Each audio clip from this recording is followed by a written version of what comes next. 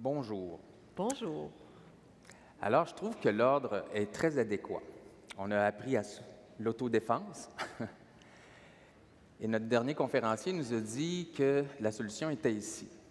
Moi, ce que je souhaite, c'est qu'après mon intervention ici, vous soyez convaincus que la solution, les solutions, parce qu'il n'y en a pas une, vous êtes porteuses et porteurs de ces solutions-là. Je ne ferai pas mon démagogue, mais Jean Ferrat chantait que l'avenir est une femme.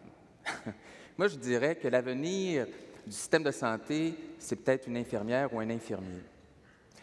Et pour ce faire, je vais vous faire ma petite présentation. C'est plus une histoire de ce qui se passe en région. J'ai travaillé longtemps en région comme infirmier. Tout à l'heure, j'ai rencontré une de mes collègues du temps que j'étais préposé parce que j'ai fait un long cheminement. Il faudrait que je parte mon petit chronomètre pour être sûr de ne pas dépasser mon 10 minutes. Bref, je vais vous raconter une histoire de comment on peut, à partir de nos pratiques, démontrer qu'il y a des choses importantes, intéressantes que les infirmières, entre autres, bon, je vais parler surtout d'infirmières, puis je sais qu'il n'y a pas juste des infirmières et des infirmiers ici. Il est parti, c'est beau. On avance avec le petit ici, c'est ça. Donc, dans le livret que vous avez, à un moment donné, on parle des cliniques nursing. Et à un moment donné, j'ai rencontré Mme Régine Laurent, puis on avait une discussion, puis je disais, je pense que dans les régions, je ne sais pas ici, est-ce qu'il y a des infirmières qui viennent des régions, l'Abitibi, la Côte-Nord? Je pense que dans les régions, il y a des modèles de soins, de pratiques cliniques, de proximité qui devraient être appliqués dans les villes. Alors, je vais en venir à certains exemples. Et ici, vous voyez votre humble serviteur dans la photo du bas. Oui, j'ai été jeune et oui, j'ai été infirmier à l'époque. Je ne me ressemble plus. Guylaine va me sûrement reconnaître tout à l'heure. Mais j'ai mis en photo Garde du chemin, le musée de la Corne. Est-ce qu'il y en a qui connaissent l'histoire de Garde du chemin? Non. Très peu de gens. En Abitibi, on la connaît. Et je finis mon introduction aussi en disant que quand j'ai commencé à enseigner en sciences infirmières il y a à peu près 7 ans, on m'a demandé de développer le cours en santé communautaire. Et puis, j'ai comme constaté que comment ça se fait qu'on n'est pas capable d'avoir de modèle infirmier du Québec? Comment ça se fait qu'on n'a pas l'histoire des gens qui ont construit le système de santé ici? Et qui étaient les premiers acteurs et les premières actrices dans les CLSC, entre autres? Il y avait des infirmières, beaucoup d'infirmières. Vous allez voir à la fin, je vais vous parler d'un ouvrage que j'ai publié aux presses de l'Université Laval. Est-ce que vous savez qu'à côté du docteur Gilles Julien, tout le monde connaît le docteur Gilles Julien, une personne que je respecte beaucoup, qu'il y avait une infirmière à côté du docteur Gilles Julien qui était dans la rue autrefois? Personne ne connaît l'histoire de cette personne-là. Connaissez-vous la pratique des infirmières dans le Nord? Non. Alors, allons-y. En 2002-2003, à un moment donné, moi, je suis marié de fait avec une Macaquenne. Qu'est-ce qu'une Macaquenne? Une femme qui vient de Natashquan. Alors, on avait des histoires d'horreur qui se présentaient. Puis à la fin, moi, à ce moment-là, j'avais une firme de consultants qui s'appelait Groupe Recherche Focus. Et j'ai dit, on va faire un sondage, on va sonder l'opinion des Nord-Côtiers avec ma firme de consultants qui s'appelait Groupe Recherche Focus, sur la satisfaction des Nord-Côtiers en regard de leur système de santé, de leur service de soins de santé. Et l'hypothèse que j'émettais, c'est plus ils vont être en région, plus ils vont être éloignés, plus ils vont être insatisfaits. Un sondage qui avait été fait avec Radio-Canada, entre autres. C'est tout à fait le contraire que j'ai trouvé. Qu'est-ce que j'ai trouvé? Qu'est-ce qu'on a trouvé dans notre sondage? C'est que les gens puis là, j'ai pris une seule acétate puis qui parle des soins d'urgence, mais on avait les mêmes choses par rapport aux soins cliniques, aux soins de première ligne. Les gens qui vivaient des expériences les plus positives en regard du système de santé, c'était les gens des régions les plus éloignées. Les gens des petits villages, Béjoine-Bitz, Natashquan, Rivière-au-Tonnerre, les gens de Fermont, les gens de Shefferville. Plus on s'approchait des gros centres, Sept-Îles, Bécomo, plus la satisfaction était grande. Étrange. Étrange que dans nos solutions, dans toutes les solutions qu'on amène, c'est plus c'est gros, plus c'est efficace. On va construire des gros CHUM. On va construire, plus c'est gros, plus on aime ça dans le système de santé. Je ne suis pas sûr que ça passe par là. Alors, mon hypothèse de départ était tout à fait défaite. Ce n'était pas validé. Alors, qu'est-ce qui se passait? Donc, ça confirme. Donc, ici, mon cercle rouge, ça montre que l'insatisfaction, les gens qui vivaient le plus d'insatisfaction, qui en exprimaient le plus, c'était les gens des grands centres, donc à Bécomo, qui avait un gros hôpital, Sept-Îles, qui avait quand même un hôpital assez respectable. Donc, on était moins satisfaits, on avait des expériences moins positives. En 2009, l'Institut national de santé publique a publié un rapport qui s'appelle « Entre adaptabilité et fragilité, les conditions d'accès aux services de santé des communautés rurales et éloignées ». Jean, de la traduction, est-ce que ça va? Je ne parle pas trop vite, c'est beau? Alors, c'est intéressant, j'ai consulté, j'ai feuilleté ce rapport-là.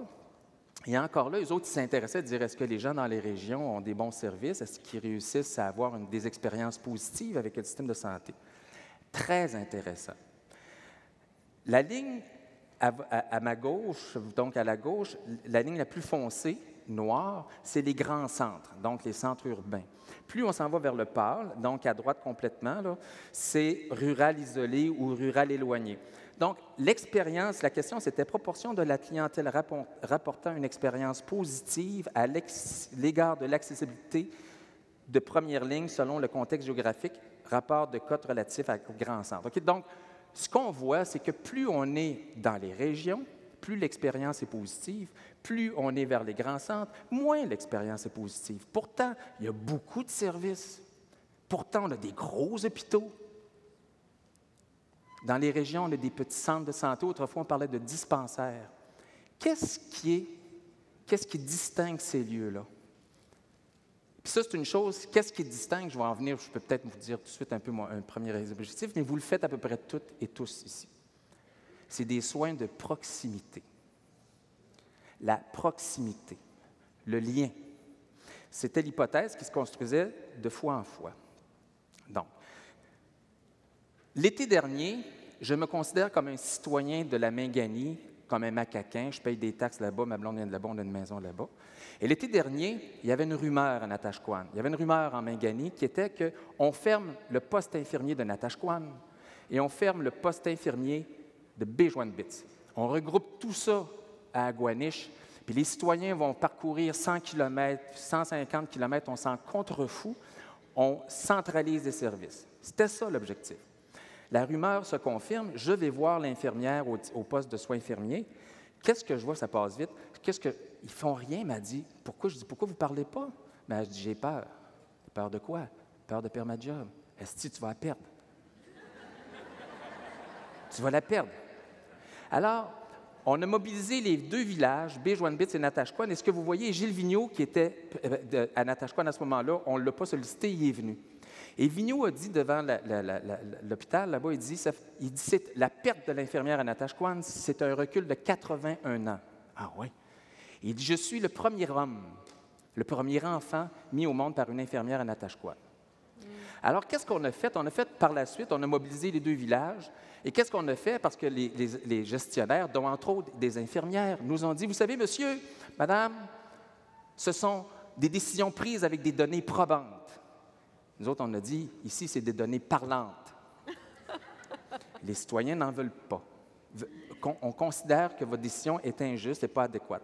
Alors, ce qu'on a fait, on a dit, on va en faire des données probantes. On a fait une démarche citoyenne. Les villages de Natashquan, Bejuan-Bits ont formé... À Bejuan-Bits, c'est vraiment toute la municipalité. À Natashquan, c'est un comité qui s'est formé de sauvegarde des postes infirmiers. On a fait une enquête. Là, je vais y aller assez rapidement parce qu'il me reste 3 minutes. Donc, c'est une enquête d'une 40aine de questions avec beaucoup de participation, des enquêtes de maisonnée. Ce qui est intéressant dans les résultats qu'on trouve, c'est qu'on a 2 villages. Dans le village de Natashquan, depuis 5 ans, les villageois sont très insatisfaits, beaucoup de roulements. On n'investit plus, le CSSS n'investit plus dans la permanence infirmière, les infirmières ne restent pas. Les citoyens sont très insatisfaits. Ils ont eu un infirmier qui restait là près de 20-25 ans autrefois. Bejuan-Bits, il y a une stabilité depuis 30 ans. Ce n'est pas une infirmière qui est là depuis 30 ans, mais depuis 30 ans, c'est des gens qui restent assez longtemps. Il y a eu une petite période de 2 ans où est-ce qu'il y a un petit flottement. Beaucoup de satisfaction envers l'infirmière ou l'infirmier qui sont là. Alors, ici, on a une question, Natashquan à gauche, Bejuan-Bits à droite. Selon vous, qui de l'infirmière du village du village ou du médecin connaît le mieux les différentes dimensions de la vie quotidienne qui influencent votre santé ou celle des membres de votre maisonnée? À Natashquan, ce qu'on a, c'est que les gens vont dire plus davantage l'infirmière du village, il y en a 53 %, les deux également 36 %. Mais si on va à Bejuan-Bits, c'est 81 % des gens qui vont dire que c'est l'infirmière. On voit qu'il y a une différence. L'hypothèse qu'on a émise en regardant toutes ces données-là, c'est que ce qui fait la différence, c'est la stabilité de l'équipe. Okay? Donc, on a une confiance davantage.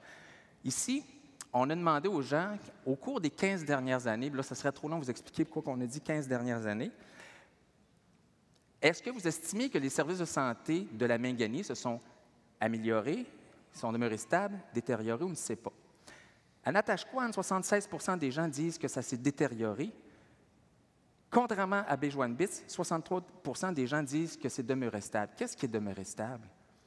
Le lien, les soins de proximité, la présence d'une infirmière. Alors moi, si j'étais un gestionnaire, je dirais, maudit, je vais investir dans la proximité, puis dans la permanence, dans la stabilité de mon infirmière dans le village, pour m'assurer que les gens, d'une part, aient une bonne perception de mes soins de santé. Là, il y aura plein de choses à vous raconter sur la suite des choses. Le lien, je vais essayer de pas mal terminer là-dessus. Une des choses, parce que ce qu'on savait, c'est, vous savez, un pays, comme disait Gilles Vigneault lors de la rencontre, un pays, ça se construit avec des gens. Et il n'y a pas de pays sans soins. On ne peut pas... Quand les colons sont arrivés ici au début de la colonie, c'est les Jésuites qui soignaient. Ça prend des soignants. Les Amérindiens, il y avait des soignants. On soigne pour avoir un pays, ça prend des gens, puis pour que les gens restent là, ça prend des soins. Alors, ce qu'on sentait, c'est qu'il y avait une menace d'effritement dans ces villages-là. Natashquan, de 2006 à 2001, la population a baissé énormément, genre de 300 à 200, en un seul recensement, là, entre une période de 2006 à 2001-2006. Bejuan-Bits, c'est relativement stable. Donc, des villages très, très fragiles. À Bejuan-Bits, le maire, Martin Côté, me dit, s'il y a un divorce dans la communauté, on perd 10 de la population. Mais la question ici, c'était, est-ce que vous ou quelqu'un de votre maisonnée songerait à quitter votre village pour s'établir à Havre-Saint-Pierre ou ailleurs s'il n'y avait plus d'infirmières en permanence dans votre village? J'y songerais 70 à Natashquan, 48 à Bejuan-Bits. Ma décision est prise. À Natashquan, c'est 13 14 qui s'en vont, 20 à Bejuan-Bits. Et pour conclure, M. Roy? Je conclue là-dessus. Donc, de la permanence. Je vous parle ici, je vais avoir mon petit merci. J'ai démarré une collection qui s'appelle Infirmière, Communauté, Société. Le but de la collection, c'est de faire valoir des expériences, des contributions que les infirmières font à la société, comment que les sociétés transforment les infirmières, comment les infirmières transforment la société. Un des premiers ouvrages que j'ai fait, c'est Louise Garot, infirmière de combat. Louise Garot, c'est la première infirmière qui a travaillé au CLSC Basseville à Québec. Depuis que cet ouvrage-là, et je pourrais vous dire que les infirmières, les étudiantes le lisent toutes, et juste pour vous donner une petite anecdote, récemment, ça fait 4 ans que le livre est sorti, récemment, des étudiantes de l'Université Laval ont décidé de nommer une salle au nom de Louise Garot, alors que l'université n'a jamais accepté de donner un seul diplôme à cette infirmière. Alors voilà. Merci, M. Roy.